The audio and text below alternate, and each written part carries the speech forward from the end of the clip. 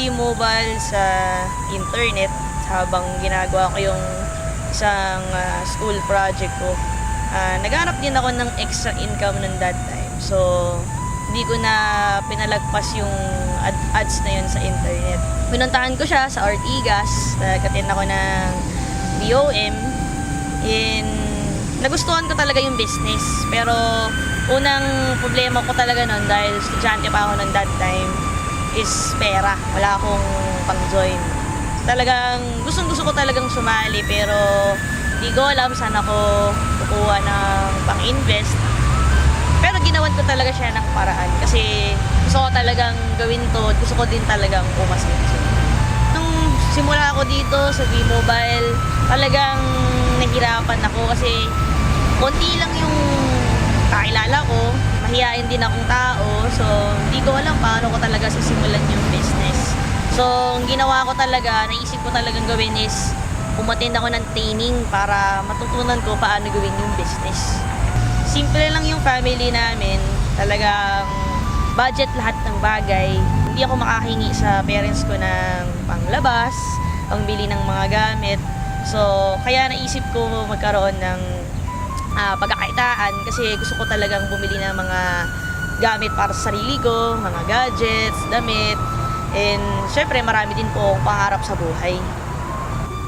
Naisip ko, kahit na meron akong mga leaders, meron company, meron training, I know na kailangan mag-depend ako sa sarili ko.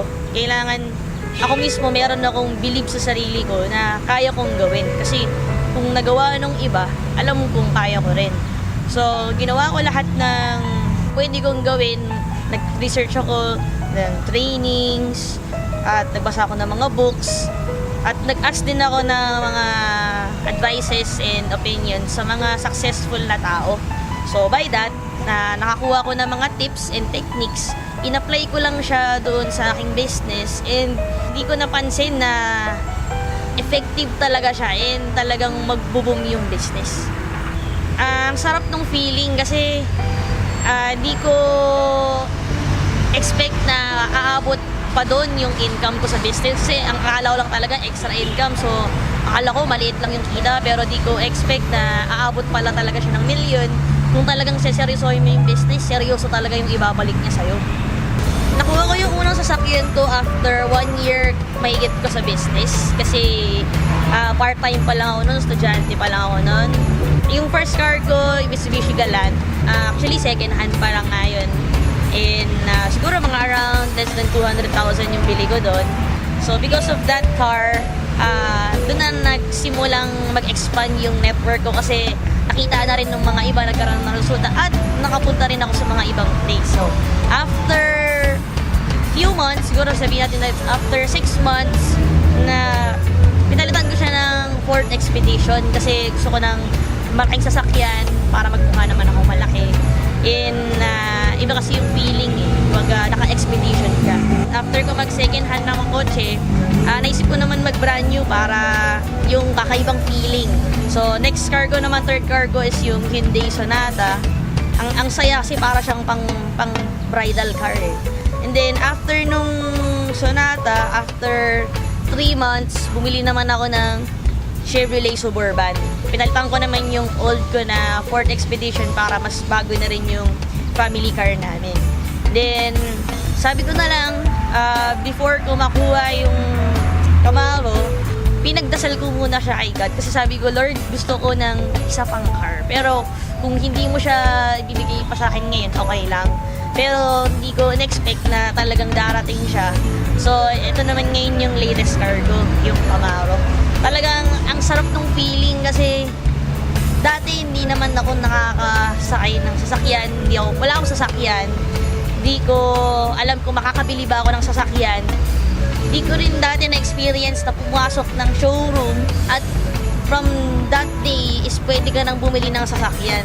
Nung una pa nga, ayaw ko pansinin ng mga agents kasi siguro akala nila isa lang ang musmus na bata. Pero di lang nila alam na ako na pala yung bibili ng sasakyan. So, iba talaga yung feeling kasi parang iba yung achievement na mararamdaman mo eh. So, talagang sobrang thankful talaga ako sa business, sa V-Mobile, kay God, tsaka syempre, yung determination ko na gawin yung business. Sa lahat ng nag-reject sa akin, maraming salamat kasi dahil sa inyo, lalong lumakas yung loob ko na gawin yung negosyo at patunayan sa mga hindi naniniwala sa akin na kaya kong gawin yung business with or without you. Dahil sa inyo, yung spirit ko na gawin yung business talagang sobrang grabe. Advice ko sa mga new members, number one, maniwala muna kayo sa Diyos. Kasi siya yung nagbigay sa inyo, nagturo sa inyo ng opportunity na ito. Magtiwala din kayo sa company kasi yan yung magbibigay sa inyo ng mga commissions ninyo.